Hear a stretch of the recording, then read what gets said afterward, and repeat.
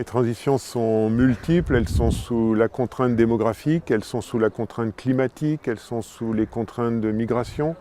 Et donc elles visent à une meilleure équité de la situation individuelle des populations dans le monde par rapport à la nutrition, par rapport à la sécurité alimentaire, la capacité à se nourrir, par rapport aux questions sanitaires.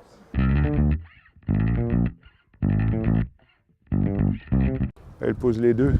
Elles sont à la fois des problèmes de ressources parce qu'il faut trouver la façon de produire ces ressources dans toutes les diversités du monde et les conditions géographiques, pédoclimatiques, etc.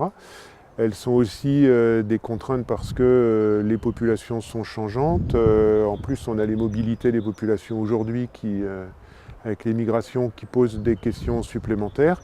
Et puis elles sont changeantes parce que les comportements alimentaires changent et qu'il faut qu'ils changent aussi probablement pour consommer moins et consommer mieux. Alors le consommateur, il est les deux, mais de plus en plus, et c'est probablement une des transitions, il est un des donneurs d'ordre de ce que l'on attend de l'aliment, et notamment parce qu'au plan nutritionnel, au plan sensoriel et au plan du coût, il a une exigence. Et dans le même temps, il les subit dans le sens positif et négatif au plan nutritionnel ou au plan sanitaire. Parce qu'au plan nutritionnel, on n'est pas équité dans le monde entier. L'agriculture ne fournit pas tous les nutriments, micro ou macronutriments. Et donc, il faut être capable de les donner. Et puis que d'un autre côté, les conditions sanitaires ne sont pas équivalentes partout dans le monde.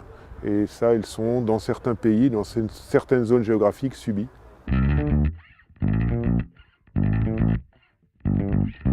Toute la chaîne alimentaire porte une responsabilité. La production agricole, la transformation, la logistique, la distribution et aussi le rôle du consommateur en bout de chaîne.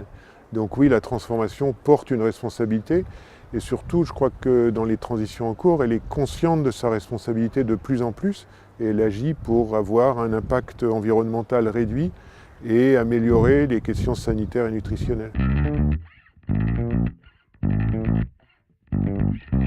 On peut regarder les transitions avec la complexité qui doit les gérer, qui doit les faire fonctionner. Le métier de l'agriculteur est de plus en plus compliqué. Avec l'agroécologie, il doit combiner des actions diverses. Et pour ça, il a besoin d'aide. Donc le numérique est un élément qui va l'aider. Donc c'est certainement un des éléments clés couplé à l'éducation, à la formation, et couplé à une capacité d'adaptation à toutes les situations locales dont on l'a dit très différentes l'une de l'autre.